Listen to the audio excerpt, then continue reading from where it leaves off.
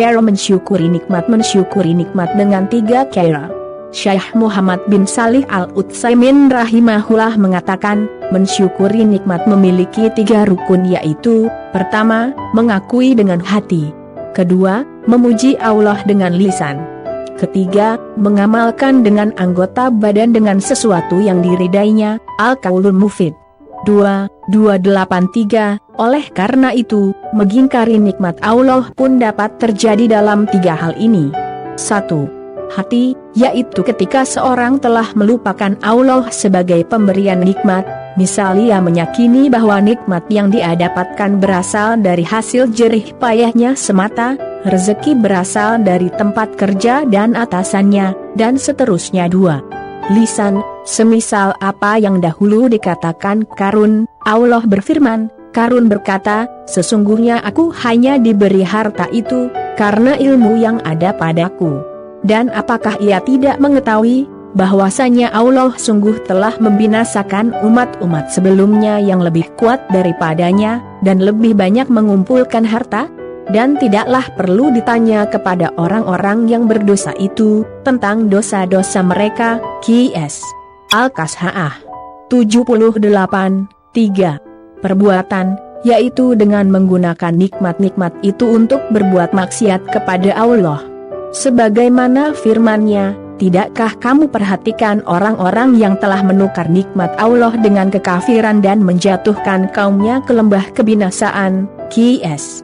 Ibrahim 28-30. Kiat mensyukuri nikmat Allah, menuntut ilmu yang dapat melihat hakikat dunia serta tidak terbuai dengan kenikmatannya yang menipu hanyalah orang-orang yang memiliki ilmu agama.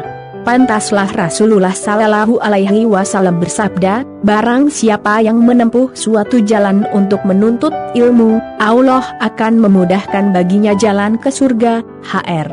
Muslim. Bandingkanlah antara ucapan Nabi Sulaiman sebagaimana firman-Nya, dia, Sulaiman, berkata, ini termasuk karunia Tuhanku untuk mengujiku apakah aku bersyukur atau mengingkari akan nikmat-Nya. Qs. Al-Naml 40. Dengan ucapan Qarun, sebagaimana firman Allah, Qarun berkata, sesungguhnya aku diberi harta kekayaan ini, tiada lain karena ilmu yang ada padaku. Qs. Al-Qas'as 78. Mengingat kematian dan akhirat, Rasulullah Sallallahu Alaihi Wasallam bersabda, banyak-banyaklah mengingat pemutus kenikmatan yaitu kematian. Hr. Tirmizi 2307. Karena dengan mengingat kematian kita akan ingat pula bahwa semua nikmat yang kita rasakan akan ditanya dan dipertanggungjawabkan. Allah berfirman, kemudian kamu pasti akan ditanyai pada hari itu tentang semua kenikmatan itu. Qs. At-Takatsur 8. Dari Ibnu Mas'ud radhiyallahu anhu, Rasulullah Sallallahu Alaihi Wasallam bersabda, kaki anak Adam tidak akan bergeser pada hari kiamat dari sisi rapnya hingga ditanya tentang 5 perkara, tentang umurnya untuk apa dia habiskan, tentang masa mudanya untuk apa dia pergunakan, tentang hartanya dari mana dia peroleh dan kemana dia infakkan, dan tentang apa yang telah dia amalkan dengan ilmunya. Hr. Tirmizi 2416. Melihat ke bawah dalam urusan dunia. Dari Abu Hurairah, Rasulullah Sallallahu Alaihi Wasallam bersabda, bila salah seorang dari kalian memandang orang diberi kelebihan melebihi harta dan bentuk tubuhnya, hendaklah ia memandang orang yang lebih rendah darinya di mana ia diberi kelebihan atasnya. Hr. Bukhari 6490, Muslim 2963. Dalam redaksi lain, dari Abu Hurairah berkata, Rasulullah Sallallahu Alaihi Wasallam bersabda, pandanglah orang yang berada di bawah kalian, jangan memandang yang ada di atas kalian, itu lebih baik membuat kalian tidak mengkufuri nikmat Allah. Hr. Muslim 2963. Mengapa kita harus melihat ke bawah? Karena hawa nafsu itu tidak ada batasnya, dunia tidak ada habisnya, sebagaimana sabda Rasulullah Sallallahu Alaihi Wasallam, seandainya seorang anak Adam memiliki selembah emas, niscaya ia akan menginginkan lembah kedua. Tidak ada yang bisa memenuhi mulutnya kecuali tanah dan Allah menerima taubat orang yang mau bertobat. HR.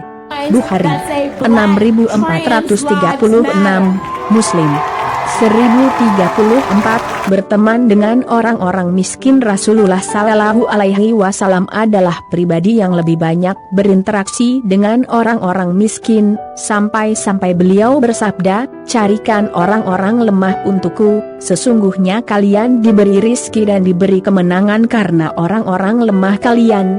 HR.